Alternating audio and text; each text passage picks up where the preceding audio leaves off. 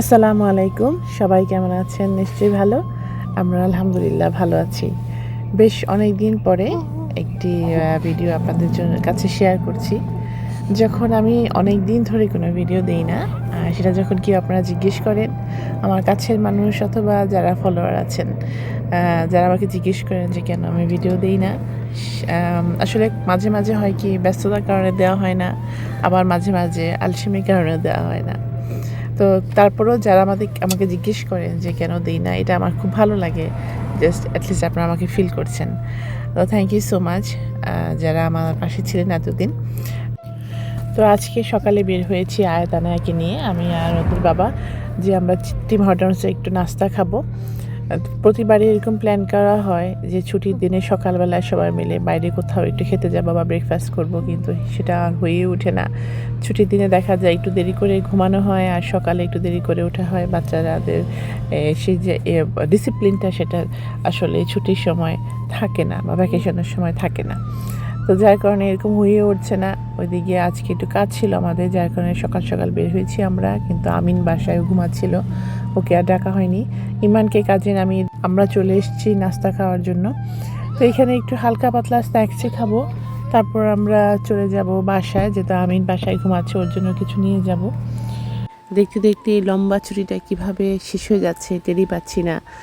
মানে কেমন করে যেন শেষ হয়ে যাচ্ছে, মনে হয় কয়েকদিন পরে স্কুল খুলে যাবে। বাচ্চাদের থেকেও আমি বেশি টেনশনে থাকি স্কুল খুলে গেলে। আমার কাছে স্কুল বন্ধের টাইমটা অনেক ভালো লাগে, ওরা সবাই বাসায় থাকে, কাছাকাছি থাকে, যখন খুশি ওদের নিয়ে বের হতে পারি। তো সেই সময়টা আমার কাছে অনেক ভালো লাগে, এই যে ছুটির টাইমটা। তখন স্কুল খুলে গেলে তো আবার আগের মতো লাইফ, সবাই বিজি, একদম সময় মতো বাসা থেকে বের হয়ে যাওয়া, আবার আসা। দেখা যায় ওরা বিশেষ করে ইমান আমিন বাসায় আসতে আসতে ওদের রাত হয়ে যায়, যেহেতু ওদের ইউনিভার্সিটি বা কলেজের ক্লাসগুলি বিকালের দিকে থাকে। আস্তে আস্তে দেখা যায় যে তখন হয়ে যায় 8টা, 7টা বা 6টা। আর উইন্টার টাইমে 6টা মানে হচ্ছে আপনার ভালো রাত, মানে 4টা, 4:30, 5টার মধ্যেই সন্ধ্যা হয়ে যায়, তখন দিনটা আর হাতে পাই না। তো যাই হোক, বাসায় চলে আসলাম। আসার পরে আমার প্রথম কাজ হচ্ছে বাগানে ঢোকা। যখনই বাইরে যাই, আধা ঘন্টার জন্য বাইরে গেলেও আমি আগে ব্যাকইয়ার্ডে যাই। ব্যাকইয়ার্ডে গিয়ে একটু সবজি টবজি দেখি সব কেমন আছে। এখানে দেখেন আমার গাছে আলহামদুলিল্লাহ চিচিঙ্গা হয়েছে, করলা হয়েছে। আর এই দিনের বেলা যখন আসি, গাছগুলো দেখে মনে হয় কি গাছগুলোই মরে গেছে, মানে এত তাপ থাকে রোদে, দুপুরবেলায় গাছগুলি আধা মরার মতো হয়ে যায়। আবার বিকালে যখন পানি দিই, মাশাআল্লাহ, তখন আবার সতেজ হয়ে ওঠে। এখন দেখেন গাছগুলি দেখে মনে হচ্ছে গাছগুলি একদম ক্লান্ত হয়ে গেছে রোদে, ওদের গায়ে শক্তি নেই। তো দুপুর দিকে এসে আমি আবার একটু চেক করছি বেগুন, তারপর পুঁই শাকের মধ্যে খাওয়া হয়েছে আলহামদুলিল্লাহ। আমি আবার কেটে একটু ছেটে টেটে দিয়েছি, আবার মাশাআল্লাহ পাতা বের হওয়া শুরু করেছে। এর মধ্যে চিচিঙ্গাটা শুধু এখনও আমি পারিনি, তো এটা খাবো ইনশাল্লাহ কয়েকদিনের মধ্যে। চিচিঙ্গাটা আরেকটু বড় হলে তারপর ওটাকে কাটবো। আর এদিকে টমেটো আছে, টমেটোগুলো পাকার জন্য আমি ওয়েট করছি। আর এর মধ্যে কাঁচামরিচগুলো তো আল্লাহর হুকুম অনেকবার পারা হয়েছে। আমি কাঁচামরিচগুলি বরাবরই একটু বেশি লাগাই, কারণ কাঁচামরিচগুলি আমাদের প্রয়োজন বেশি। তো গাছে থেকে কয়েকটা বেগুন নিয়ে আসলাম। এই বেগুন দিয়ে আজকে খুব নর্মালভাবে একটা তরকারি রান্না করব। তেমন কিছুই চিংড়ি মাছ বা কোনো কিছু মাছ টাছ কিছুই দিব না, শুধু একটু টক দই দিয়ে বেগুনটা রান্না করব। গাছের এই বেগুনগুলি খুবই মজার। সাদা বেগুন খাওয়ার অভিজ্ঞতা আমার হয়নি। আমি জানি না, হয়তো কারো বাসায় খেয়েছি, বাট আমি কখনো সাদা বেগুনের গাছ লাগাইনি।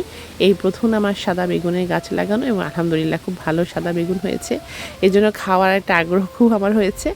তো সাদা বেগুনগুলি আমি আগে কেটে এটা দিয়ে একটু হালকা দই দিয়ে রান্না করে নেব।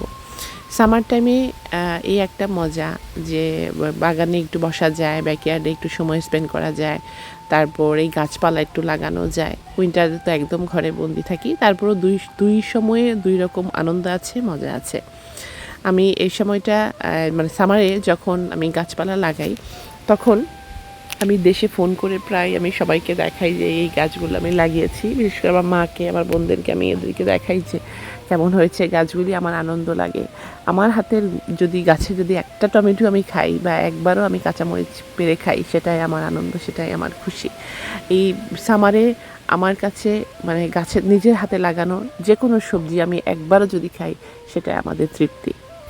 দেশে থাকতে এই ধরনের অভিজ্ঞতা আমার একেবারেই নেই। কখনোই তো বাসায় গাছ লাগানো হয়নি, বিশেষ করে সবজি গাছ লাগানো হয়নি। দেশে থাকতে আগে বা বিয়ের আগে কথা বলছি, তখন আমাদের বাসায় অনেক ফুল গাছ ছিল। আমরা বোনেরা মিলে অনেক ফুল গাছ টবে বা গাছে যেভাবে হোক লাগিয়েছিলাম। কিন্তু সবজি করার অভিজ্ঞতা বা এটার কোনো অভিজ্ঞতাই আমার একেবারেই ছিল না। আস্তে আস্তে মানুষেরটা দেখে, তারপর কারো কাছ থেকে জেনে, অথবা ইউটিউব থেকে আমি বেশিরভাগ হেল্পগুলো নেই অনলাইন থেকে। আমার কোনো জানার ইচ্ছে থাকলে তখন আমি অনলাইন থেকে জেনে তারপর আমি গাছে সেটা পরিচর্যা করার চেষ্টা করি। তো এটা হচ্ছে চিচিঙ্গা গাছটা, এত শান্তি লাগছিল দেখে, মনে হচ্ছে যে আল্লাহ তোমার কাছে লাখ শুক্রিয়া যে আমার গাছে হাতে লাগানো আল্লাহর রহমতে চিচিঙ্গা হয়েছে। আরও চিচিঙ্গা এই দিকটায় আছে, তো ওইটা একটু বড় হওয়ার জন্য আমি ওয়েট করছি। আমি দুটো একসাথে কাটবো, তারপর আমি দুটো একসাথে ভাজি করবো। এই জন্য একটা এখন আমি পারিনি, ওইটা আরেকটা দেখা যাচ্ছে ওইখানে। আর এইবার আলহামদুলিল্লাহ করলার একদম মাশাল্লাহ বাম্পার ফলন হয়েছে।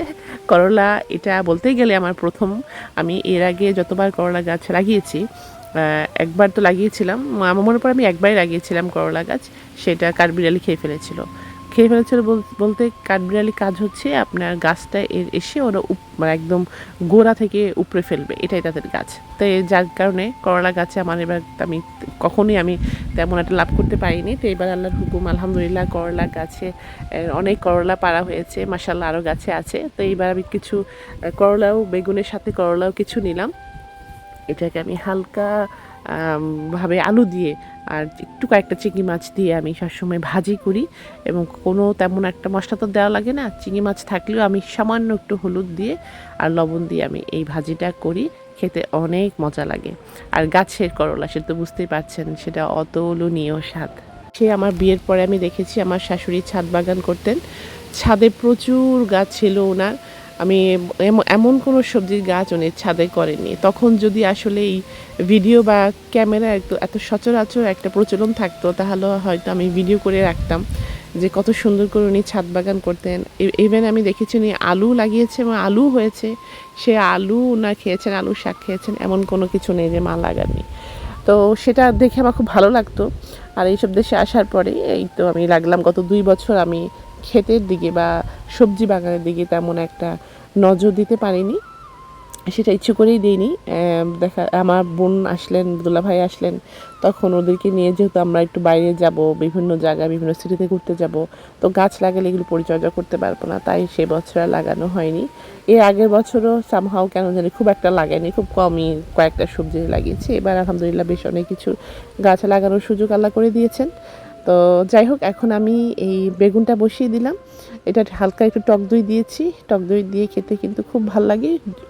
মানে পেঁয়াজের সাথে সব ধরনের মশলা দেওয়ার পরে, অল্প অল্প করে সব মশলা দেওয়ার পরে আমি সামান্য একটুখানি দই দিয়ে তারপর এটাকে মাখা মাখা করে রান্না করব। আর শেষে দিয়েছি, এটা কিন্তু আমারই গাছের ধনের পাতা, সেই ধনিয়া পাতাও দিয়ে দিলাম।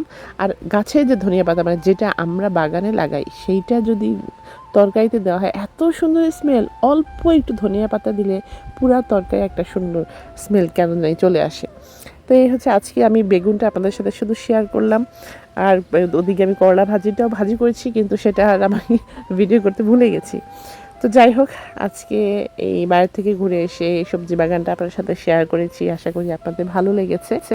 নেক্সট ভিডিওতে আপনাদের সঙ্গে আবার কথা হবে। সে পর্যন্ত সবাই ভালো থাকবেন, সুস্থ থাকবেন। আজ এ পর্যন্তই। আসসালামু আলাইকুম।